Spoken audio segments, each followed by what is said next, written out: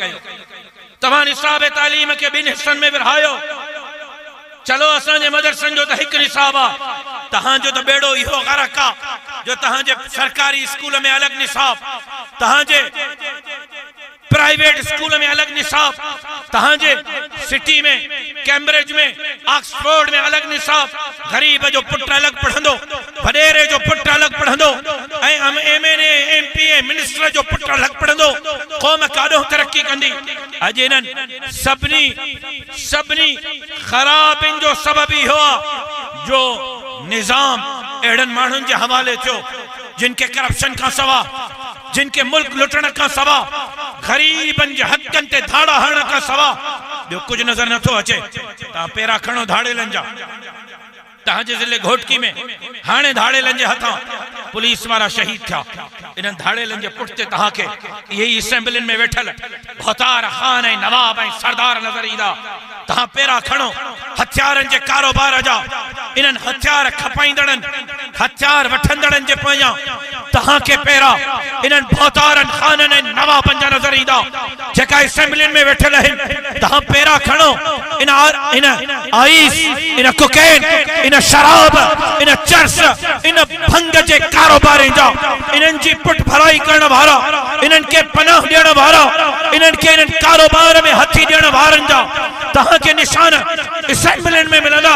तव्हां पेरा खणो निसाब तालीम तक़सीम करण वारनि जा, तव्हांखे इन्हनि जा सरपरस्त असेंबलियुनि में नज़र ईंदा। तव्हां पेरा खणो नौकरी खपाइण वारनि जा, तव्हांखे इन्हनि जा पेरा असेंबलियुनि में नज़र ईंदा।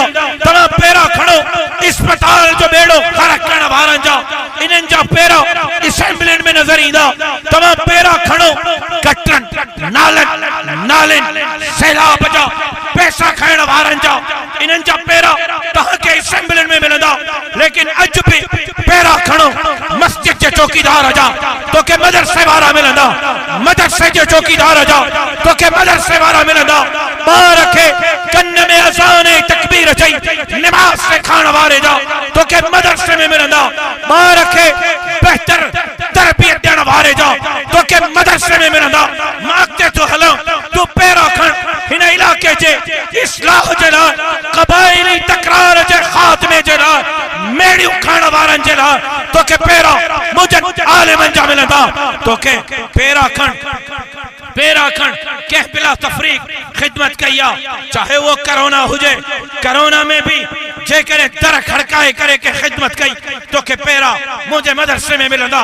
मुंहिंजे आलिम खे तोखे नज़र ईंदो जेको रोड ते बिला तफरीक केर पीपलो आहे, केर लीगी आहे, केर पीटीआई जो आहे, केर जमीयत जो आहे, केर भौतार खान नवाब ऐं सरदार जो आहे, बिला तफरीक केर देवबंदी आहे, केर बरेलवी आहे, केर शियो ऐं मुक़ल्लिद ऐं ग़ैर मुक़ल्लिद आहे, केर मुसलमान आहे, केर हिंदू ऐं सिख आहे। उन जी ख़िदमत कंदे तोखे मुंहिंजो आलिम नज़र ईंदो, मुंहिंजो मौलवी नज़र ईंदो। तूं पेरा खण असेंबलीअ में ख़त्म नबुव्वत जी चौकीदारी कंदे तोखे मुंहिंजो मौलवी नज़र ईंदो। ला इलाहा इल्लल्लाह जी चौकीदारी कंदे तोखे मुंहिंजो मौलवी नज़र ईंदो। हाणे चंद ॾींहं पहिरियों सहाबा जे इज़्ज़त ऐं नामूस जी चौकीदारी कंदे तोखे मुंहिंजो मौलवी नज़र ईंदो।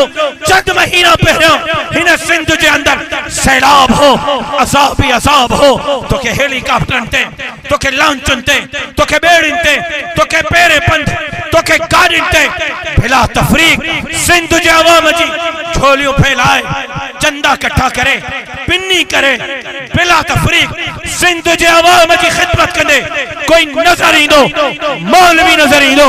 मां अॻिते थो हलां, पेरा खण इन मदरसे जो फारिग तहसील, इन मदरसे जो आलिम डॉक्टर ख़ालिद महमूद सुमरो तोखे डॉक्टर नज़र ईंदो। इन मदरसे जो फारिग तहसील आलिम मौलवी तोखे खैबर पख्तूनख्वा जो वज़ीर आला जे सूरत में मौलाना मुफ्ती महमूद नज़र ईंदो।